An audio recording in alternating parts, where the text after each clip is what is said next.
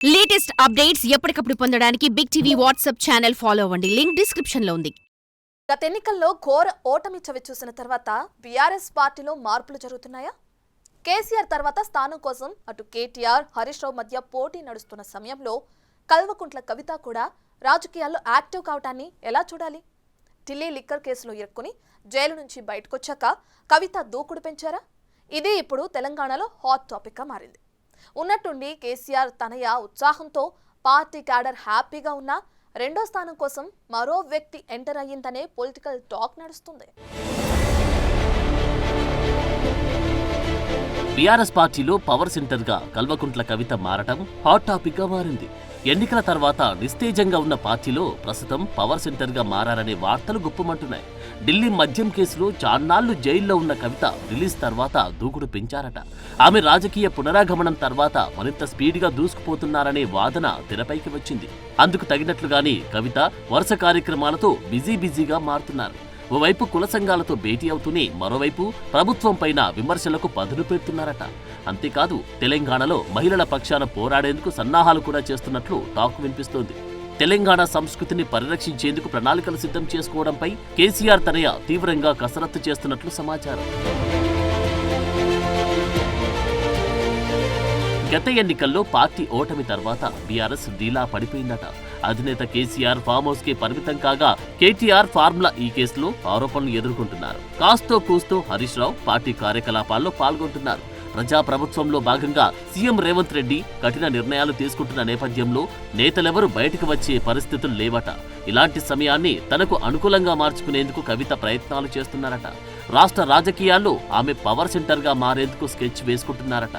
Tihar jail నుంచి విడుదలైన తర్వాత రాజకీయ పునరాగమనం చేసి దూకుడు పెంచేస్తున్నారట.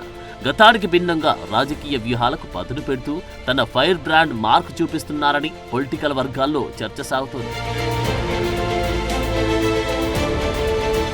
విమర్శలు చేస్తూనే ప్రజలతో మమేకమయ్యే కార్యక్రమాలకు కవిత ప్లాన్ చేసుకుంటున్నారట. బీసీ కుల సంఘాలతో భేటీలు, మహిళా రైతు సమస్యలు, తెలంగాణ సంస్కృతి పరిరక్షణ, యువజన సంఘాలతోనూ సమావేశాలు, జాగృతి బలోపేతం, బీఆర్ఎస్ నాయకులతోనూ భేటీలతో బిజీగా మారుతున్నారట.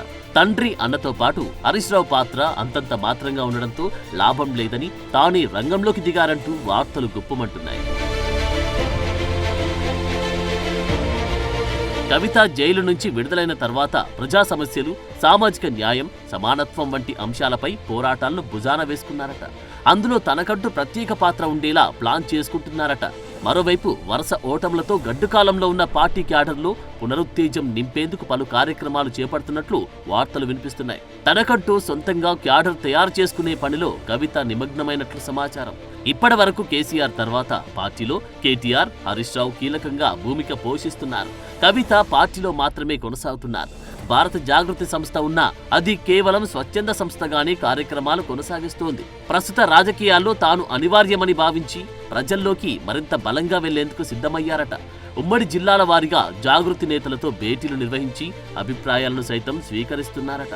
రాజకీయ వ్యూహ రచనలో నిమగ్నమయ్యారనే టాక్ నడుస్తోంది. కవిత రాక కేవలం పునరాగమనం మాత్రమే కాదు, ప్రజల పక్షాన నిలిచేందుకు, తెలంగాణ సాంస్కృతిక వారసత్వాన్ని సంరక్షించేందుకు అవసరమైన పోరాటాలకు పునరుజ్జీవంగా మారిందని క్యాడర్లో చర్చ సాగుతుందట.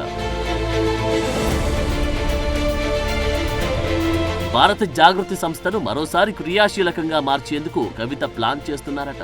ప్రభుత్వ జీవోను కాదని తెలంగాణలో తెలంగాణ తల్లి విగ్రహ నిర్మాణానికి భూమి పూజ చేసి కాంగ్రెస్ ప్రభుత్వం తీసుకొచ్చిన కొత్త తెలంగాణ విగ్రహాన్ని ఒప్పుకునే ప్రసక్తే లేదని ప్రకటించేశారు. గ్రామాన తెలంగాణ తల్లి విగ్రహాన్ని ప్రతిష్ఠిస్తామని ప్రకటించేశారు.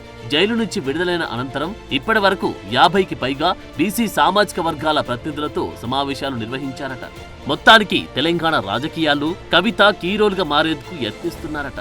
ప్రభుత్వ వైఫల్యాలను ఎండకడుతూ మరో పార్టీ కార్యక్రమాలు, ఇంకోవైపు జాగృతి బలోపేతంపై దృష్టి సారిస్తున్నారట. రాబోయే కాలంలో రాజకీయాల్లో మరింత బలంగా తయారయ్యేందుకు వ్యూహాలు రచిస్తూ ముందుకు సాగేందుకు సిద్ధమవుతున్నారట.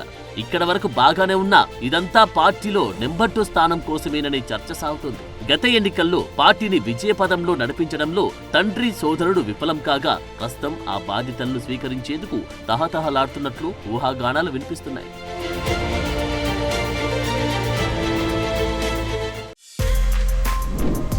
For more videos like this, Subscribe Big TV channel.